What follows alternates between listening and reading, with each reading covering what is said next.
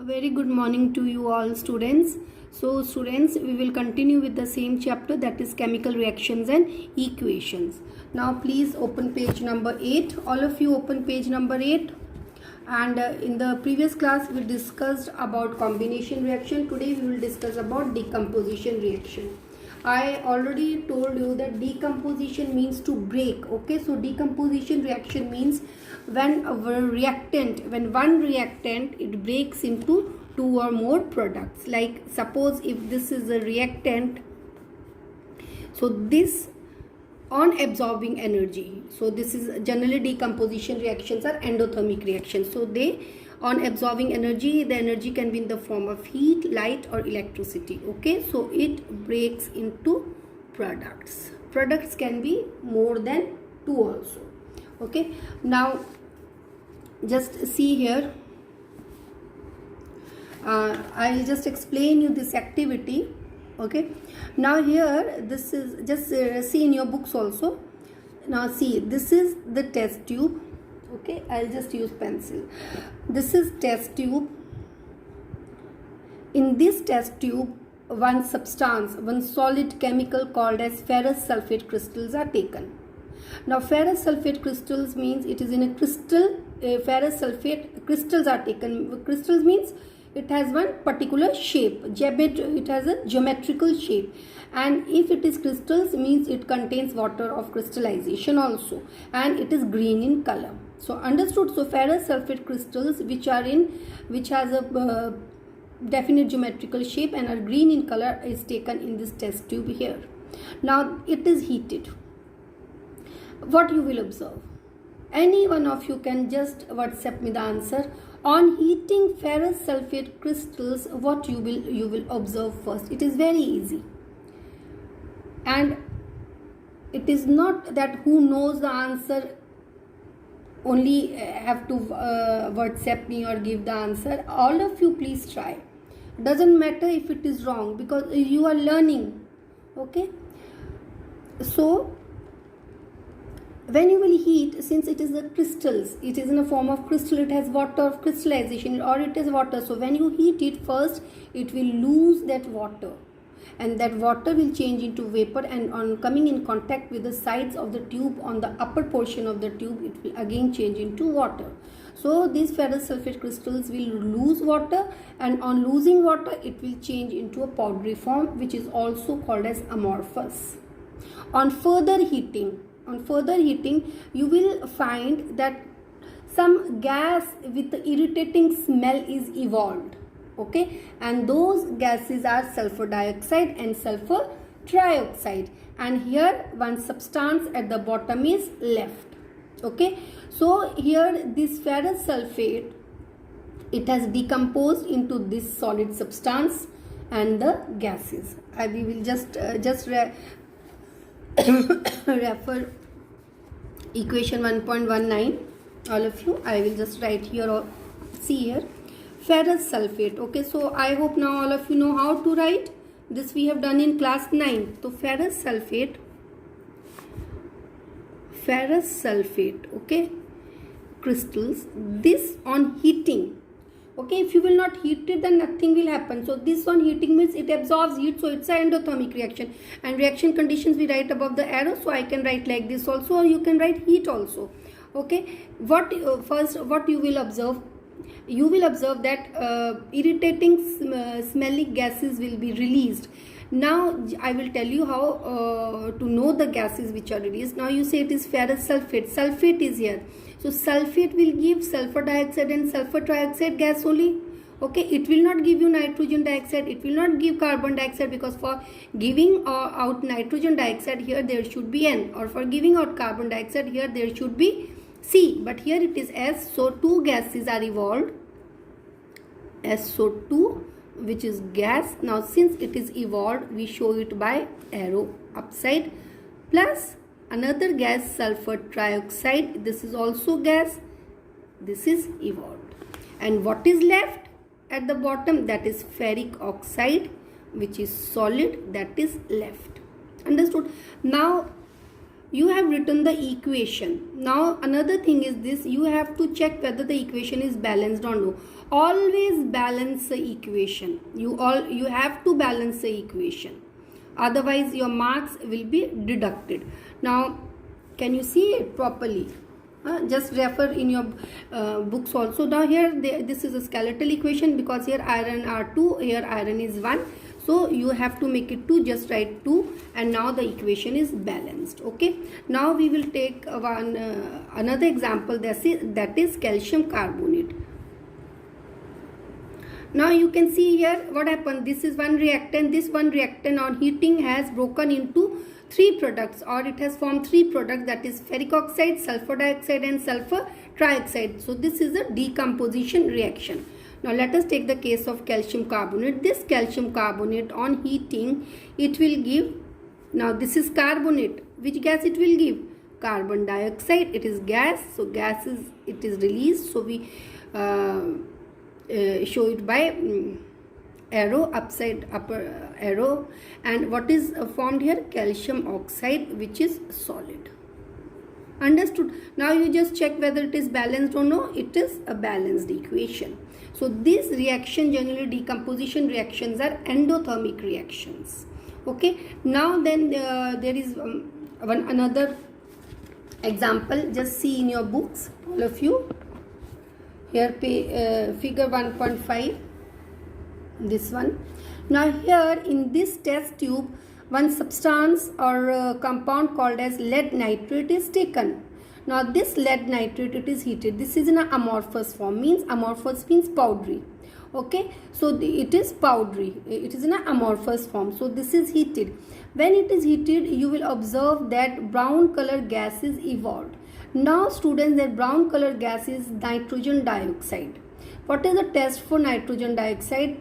Nitrogen dioxide is a brown colored gas. So we come to know that it is, on seeing that brown fumes or gas coming out from the test tube, we come to know that it is nitrogen dioxide.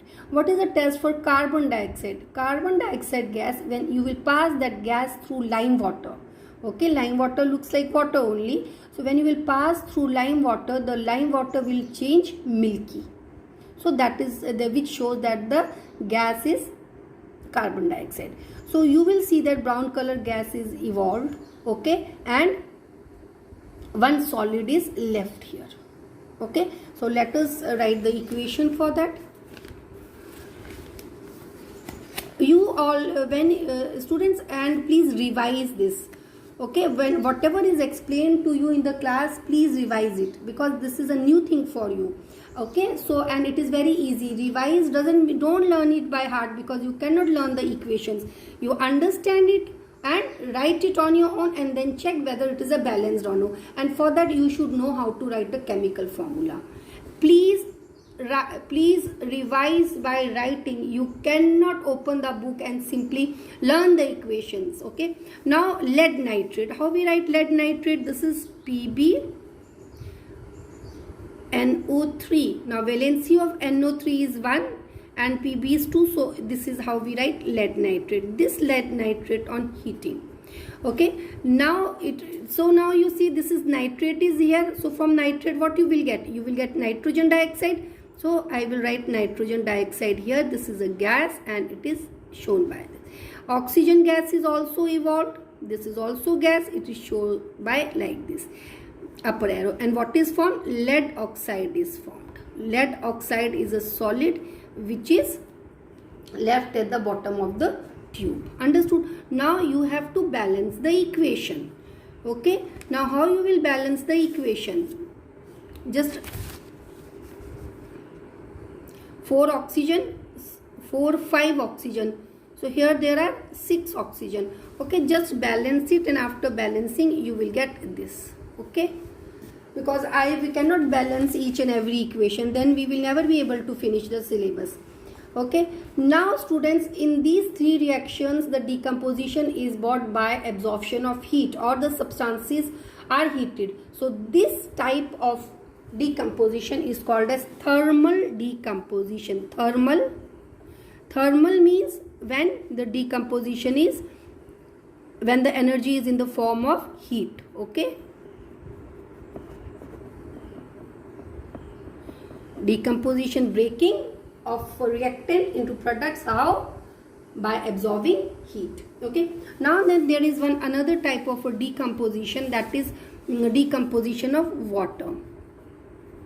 Now students, this decomposition of water, it is brought by passing electricity through water. Okay, on passing electricity through water, it is decomposed into two gases, that is hydrogen plus oxygen. Just balance it. So it is a balanced equation. Now this is called as electrolysis of water, passing electricity through water. Okay, when the electricity is passed through water, water decomposes to hydrogen and oxygen gases. So this is called as electrolysis. What it is called? Electrolysis of water. This you will read. Activity 1.7. Why I am telling you to read? Because this we have discussed in class 8th. Electrolysis we have discussed, if you remember. Okay. So then there is another type of decomposition, that is decomposition of silver chloride.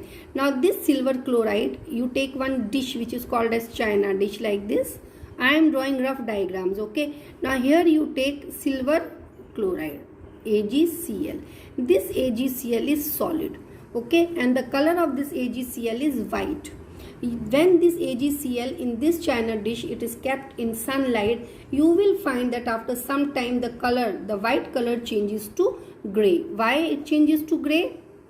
It changes to grey because decomposition of silver chloride takes place, and silver chloride here, it is decomposed to silver and chlorine. Chlorine is a gas and silver is solid. Okay, and the color of this silver which is formed, that is grey. And here this is brought about by the light. Means light is needed for this decomposition. If light is not there, then it will not take place. So this is what this is called as, this is a chemical reaction, but this is brought about by, obviously this is a chemical reaction. Okay, so this is brought about by light. So light is also called as photo. So this is called as photochemical reaction. Understood? You can see here, and then you have to balance it. So after balancing, you will get this. Okay, and on the arrow, over arrow we write what? The reaction condition. So here you will write sunlight. Okay, now same happens with silver bromide also. Okay, now students, these two questions, that is question number 1, this is homework. Okay, now we will come to another type of reaction, that is displacement reactions. What are displacement reactions? Displacement reaction. Now I will first explain you in this way. Now suppose this is one element and this is one compound. Now what will happen? This is one and this is another, and this is compound. Okay, now students, just pay attention. This compound, this A, okay, here just remember this A is an element, it is a positive ion. Here it is a compound, here this is positive and this is negative, because in a compound we write first the positive ion. Understood? Just understand it. Now here what happened, this one, it is more reactive than this positive ion, or you can say it is more strong. So what it will do, it will come, it will just replace it and it will combine with this, and this is replaced. Understood or no?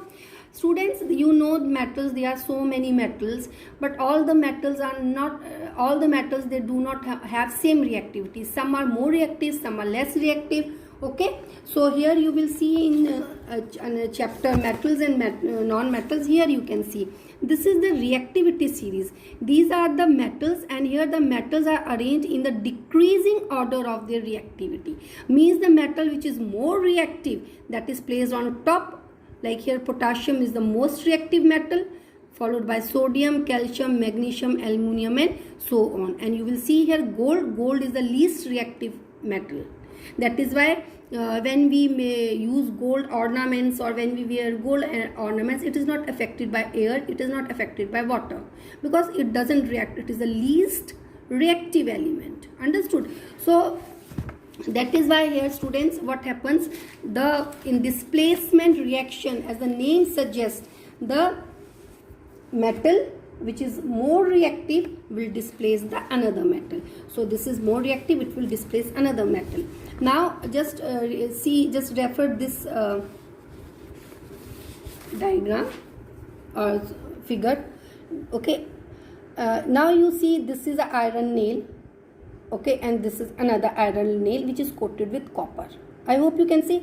Now students, see, you take one test tube, and in this test tube you take copper sulfate crystals. Again I am saying copper sulfate crystals.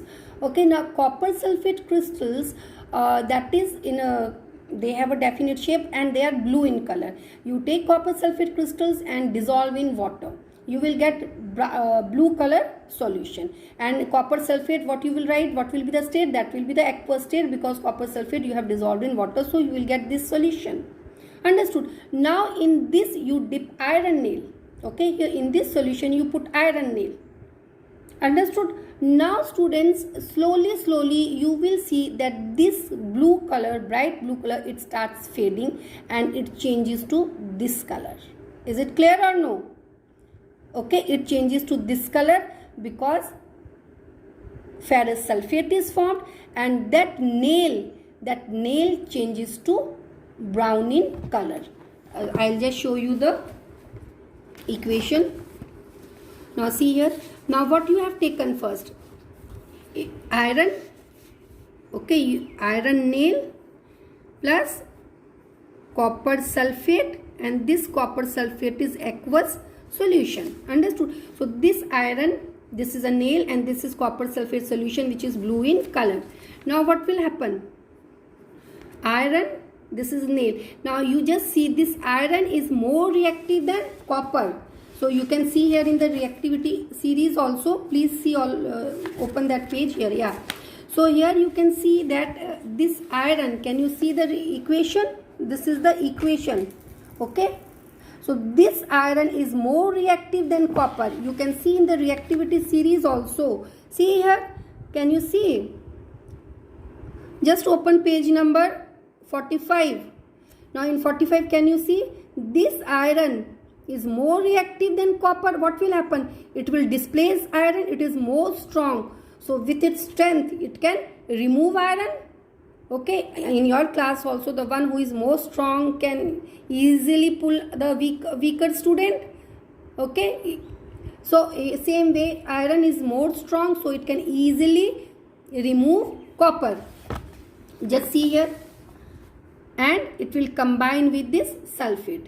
This iron is positive, this copper is positive, and this sulfate is negative. So this iron, it is more strong. What will happen? It will form FeSO4 plus copper. Understood or no? This iron will combine with it, since it's more strong, more reactive, it will displace copper and it will combine with sulfate and it will form ferrous sulfate. Now this copper sulfate is blue in color. Now when here you will dip iron nail, what will happen? The chemical reaction will take place and iron sulfate is formed or no? And the color of iron sulfate is light green. Okay, pale green. Understood or no? So this iron, when it combines with sulfate, what is formed? Ferrous sulfate is formed, and the color, blue color of copper sulfate, it starts fading, and you will see that the iron nail which is dipped in copper sulfate, that it turns brown, or brown copper gets deposited over the iron nail. You can see this iron nail here, the color of the iron nail you can see here. So this iron nail was dipped in this solution, and this iron of nail, it displaces copper and it forms ferrous sulfate, and the color of this ferrous sulfate is light. I hope it is clear, and then you have to balance it. It's already balanced. Understood to everyone? Okay. So students, We will discuss till here only, and in the next class we will discuss about double displacement reactions. Okay students, thank you students.